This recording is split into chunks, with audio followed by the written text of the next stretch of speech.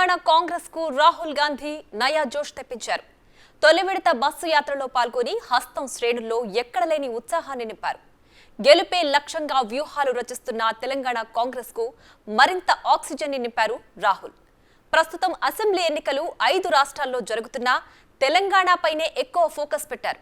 అంతేకాదు సెంటిమెంట్ అస్త్రాన్ని కూడా ప్రయోగించారు.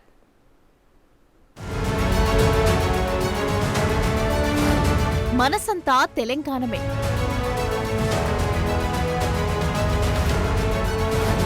కలుపుగోలుగా రాహుల్.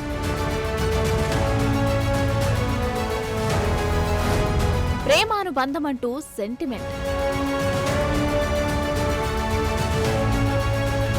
రాహుల్ గాంధీ తెలంగాణ పర్యటన టీ కాంగ్రెస్ లో కొత్త ఉత్తేజాన్ని నింపింది.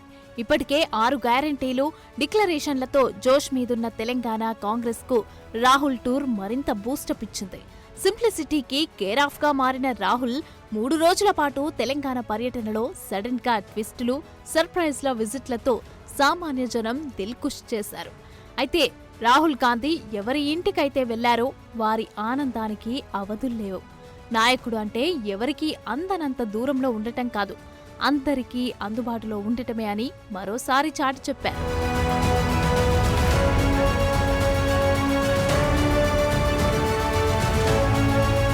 భారత్ జోడో యాత్రతో రాహుల్ గాంధీ ఎన్నో విషయాలను నేర్చుకున్నారు, ఎందరితోనో మమేకమయ్యారు. అదే అనుభవం తెలంగాణ పర్యటనలో ఉపయోగపడింది. ఏదో వచ్చాం, ప్రచారం చేసి వెళ్లాం అని కాకుండా ఆద్యాంతం తన మార్క్ని చూపించారు రాహుల్. ప్రస్తుతం రాజస్థాన్, మధ్యప్రదేశ్, ఛత్తీస్గఢ్, మిజోరం, తెలంగాణలో అసెంబ్లీ ఎన్నికలు జరుగుతున్నా ఎక్కువ ఫోకస్ తెలంగాణపైనే పెట్టారు సోనియా, రాహుల్. ఎందుకంటే ప్రత్యేక రాష్ట్రం కల నెరవేర్చిన పార్టీగా ఇక్కడ ప్రభుత్వాన్ని ఏర్పాటును చూడాలనుకుంటున్నారు. జనం తెలంగాణ రాష్ట్రాన్ని ఎందుకు కోరుకున్నారో ఆ లక్ష్యాన్ని జనం చేరుకునేలాగా పథకాలు ప్రకటించారు. కాంగ్రెస్ వస్తేనే జనానికి మేలు జరుగుతుందన్న విషయాన్ని జనం మనసుల్లో బలంగా నాటేలాగా మాట్లాడారు రాహుల్.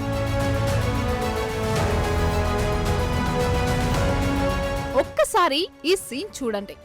రాహుల్ గాంధీ కాన్వాయ్ సడన్ గా ఆర్మూర్ దగ్గరలోని పడకల్లో రోడ్డు పక్కన ఉన్న ఓ చిన్న చాయ్ దుకాణం దగ్గర ఆగింది. వెంటనే రాహుల్ టీ షాప్లోకి వెళ్లారు. చాయ్ దుకాణంతో ఉపాధి పొందుతున్న వృద్ధ దంపతులను కలుపుగోలుగా మాట్లాడారు. సమస్యలు ఏమున్నాయని అడిగారు. ఇందిరమ్మ ఇంటిలోనే ఉంటున్నామని, తమకు ఇప్పుడు ఇల్లు రాలేదని చెప్పుకున్నారు. అధికారంలోకి వస్తే తమ కష్టాలు తీరుస్తామని చెప్పారని అన్నారు వృద్ధ దంపతులు. సార్ రాగానే రాహుల్ గాంధీ ఏడి అని మేము అడిగినాం. అంటే మాకు మందిలో కన్నవాళ్ళే అక్కడ కూర్చున్నాడు. సార్ అనిపోయి 2 చేతుల దండం పెట్టి ఇట్లా సార్ అన్నాడు. సరే కానీ ఛాయ్ వడ్డమ్మ ఛాయ్ తీసుకుపోయి సార్కి ఇచ్చి మేము చేసి తీసుకుపోయి ఇచ్చిన తాయి. రాహుల్ గాంధీకి నాకు ఏం ఆదరికం లేదు సార్, నాకు ఏం ఇదే ఆదరికం. పిల్లలు ఉన్నారు, మేము 11 మంది ఉన్నాం. దీని మీద ఆదరికం సాయం చేయమంటే సాయం చేస్తాను. ఇందిరమ్మ ఇచ్చిన ఇంట్లోనే ఉన్నాము అని చెప్పిన. పురాణ మకానం మాదియా ఓయిచే అని చెప్తే సరే నువ్వు చేస్తాయి, సాయం చేస్తాను. రాహుల్ గాంధీ ఏమన్నాడు? చేస్తాను, నీకేది కావాలో అది చేస్తాను. నాకు టీవీ కూడా లేదు సార్. ఇవాళ టీవీలో చూసిన దానికంటే మెండి వచ్చి నా తాడిని కూర్చున్నాడు సార్. ఎంతో సంతోషం, నాకు ఆడపోతే ఎంతో రెడ్డిపోయింది. అందరం మా భార్య మేము అందరం మాకు ఎంతో ఆనందపడ్డాం సార్. ఎక్కడ ఆగనాడు, ఇక్కడ చాయినంటే దేవుడు వచ్చి నాకు నేను ఇప్పుడు వచ్చి కూర్చున్నాడు అన్న సమస్య కాదు అది.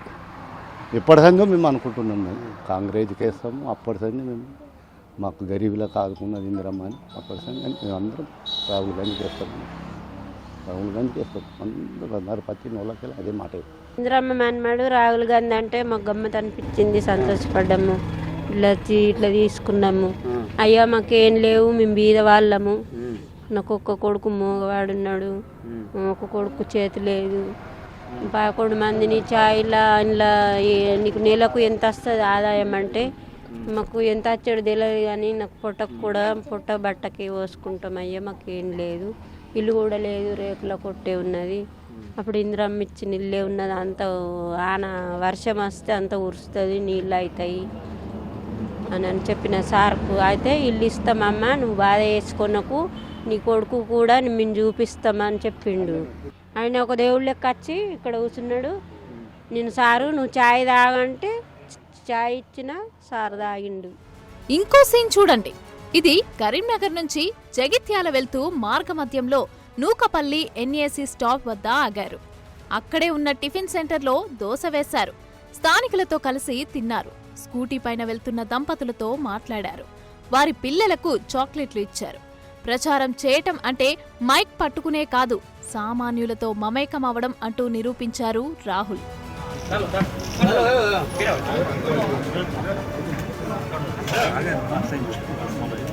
అంతేకాదు, పెద్దపల్లి జిల్లా రామగిరి మండలం లద్నాపూర్లో రాహుల్ సడన్ గా ఆగారు. అక్కడ సింగరేణి కార్మికుడు పోచయ్య ఇంటికి వెళ్లారు. సాదా సీదాగా ఇంట్లోకి వచ్చిన రాహుల్ గాంధీని చూసి పోచయ్య కుటుంబ సభ్యులు ఆనందానికి అవధులు లేకుండా పోయాయి. అక్కడే సుమారు 50 మంది సింగరేణి కార్మికులతో రాహుల్ మాట కలిపారు. వారి సాధక బాధకాలు అడిగి తెలుసుకున్నారు. ఆదాయ పన్ను రద్దు చేయాలి లేదా స్లాబ్ పెంచాలని, ప్రైవేటీకరణను ఆపివేయాలని, అలాగే కొత్తగా ఏర్పాటు చేయబోయే మైన్స్ ప్రైవేట్కి కాకుండా సింగరేణికి కేటాయించాలని వారు రాహుల్ను కోరారు. సింగరేణి ఇష్యూ పైన తన ప్రసంగాల్లో ప్రస్తావించారు రాహుల్. आज मैं यहाँ सिंगरेनी माइंस के वर्कर्स से बात किया हूँ. मैं आपको साफ बताना चाहता हूँ, यहाँ की जो सिंगरेनी के माइंस हैं उनको हम प्राइवेटाइज नहीं होने देंगे. पहले भी अदानी जी को बेचने की कोशिश हुई थी, हमने रुकवाया, हम खड़े हो गए. पूरे देश में अदानी जी की मदद की जा रही है. सरकारी कोल कंपनीज और प्राइवेट कोल कंपनीज को अलग अलग दाम में कोयला बेचने का मौका मिलता है. जहां भी देखो ప్రైవేటైజేషన్ కరా జాతా హై. ప్రచారం అంటే వచ్చామా వెళ్ళామా అన్నట్లు చాలా మంది నేతల పరిస్థితి ఉంటుంది. కానీ రాహుల్ రూటే సెపరేట్. ఎప్పుడు కాన్వాయ్ ఆపుతారో తెలియదు. ఇప్పుడు తెలంగాణ విజయభేరి యాత్రలోనూ అలాగే సడన్ గా బండి ఆపి జనసామాన్యంతో మమేకమయ్యారు. ఇక్కడ బీఆర్ఎస్ ప్రభుత్వాన్ని కడిగి పారేస్తూనే తెలంగాణతో తమకు ఎంత అనుబంధం ఉందో వివరించే ప్రయత్నం కూడా చేశారు. తన ఇల్లు ప్రభుత్వం తీసేసుకున్నా పర్వాలేదని, జనం గుండెల్లో తనకు చోటిచ్చారని మాట్లాడి అందరినీ ఆకట్టుకునే ప్రయత్నమైతే చేశారు. అంతేకాదు, రాహుల్ మనసంతా తెలంగాణనే ఉంది. 3 రోజులు ఇక్కడే ఉండి ప్రచారం చేయటం కీలకంగా మారింది. మిగతా కార్యక్రమాలన్నీ పక్కన పెట్టి ఒక్క తెలంగాణకే చాలా సమయం ఇచ్చారు రాహుల్. అటు అధికార బీఆర్ఎస్ ను, ఇటు కేంద్రంలో బీజేపీ సర్కార్ను తీవ్రస్థాయిలో ఎండగట్టారు. వాటితో పాటే కాంగ్రెస్ ఇప్పటికే ఇచ్చిన 6 గ్యారంటీలు, అలాగే డిక్లరేషన్లను కూడా జనం ముందు మరోసారి చర్చకు పెట్టారు. అయితే వీటిని మించి తెలంగాణతో తమకు, తమ కుటుంబానికి ఉన్న సెంటిమెంట్ను జనంలో ప్రస్తావించారు రాహుల్. తెలంగాణ ప్రజలతో తనది రాజకీయ బంధం కాదని, ప్రేమానుబంధం, కుటుంబ బంధం అంటూ మాట్లాడి అందరినీ ఆకట్టుకున్నారు. తమ కుటుంబం మొదటి నుంచి కూడా తెలంగాణకు అనుకూలంగా ఉందని, తెలంగాణ ప్రజల కోసం ముందుండి పనిచేశామని గుర్తు చేశారు. తెలంగాణతో తమ అనుబంధం పండిట్ జవహర్ లాల్ నెహ్రూ, ఇందిరాగాంధీ, రాజీవ్ గాంధీ హయాం నుంచి తెలంగాణ ప్రజలతో తమ బంధం కొనసాగుతోందని అన్నారు. నాడు భూముల కోసం నానమ్మ ఇందిరమ్మ కొట్లాడితే ఇక్కడ ప్రజల కోసమే తన తల్లి సోనియా గాంధీ ప్రత్యేక రాష్ట్రాన్ని ఇచ్చారని గుర్తు చేసుకున్నారు.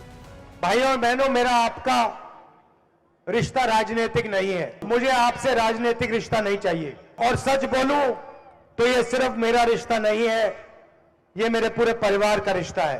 जब भी तेलंगाना के लोगों को जरूरत पड़ी तो मेरे परिवार के लोग आपके साथ खड़े रहे. తెలంగాణలో గెలుపు పైన పూర్తి నమ్మకంతో కనిపిస్తున్నారు రాహుల్. గత ఎన్నికల్లో దక్షిణ తెలంగాణలో ఎఫెక్ట్ చూపించిన కాంగ్రెస్ ఉత్తర తెలంగాణలో అంతగా సీట్లు, ఓట్లు సాధించలేకపోయింది. ఎక్కడ పోగొట్టుకున్నామో అక్కడే సాధించాలన్న లక్ష్యంతో టీ కాంగ్రెస్ కనిపిస్తోంది. అందుకే ఇప్పుడు కోల్ బెల్ట్ ఏరియా సహా ఉత్తర తెలంగాణ పైననే ఫోకస్ పెంచారు. ఫస్ట్ లిస్టులో ప్రకటించిన అభ్యర్థుల్లో ఎక్కువ మంది ఉత్తర తెలంగాణ నుంచే ఉన్నారు. అయితే ప్రచారంలో అభ్యర్థులను వెంటబెట్టుకున్న రాహుల్ వారి పేర్లు ప్రస్తావిస్తూ గెలిపించి అసెంబ్లీకి పంపించాలి అంటూ స్పీచ్లలో చివరిగా చెప్పారు. ఇక కేసీఆర్ సర్కార్ పైన డైరెక్ట్ అటాక్ దిగారు. आपके जो चीफ मिनिस्टर हैं कास्ट सेंसस करवाने से क्यों डरते हैं? मैं आपको बताता हूं क्यों घबराते हैं.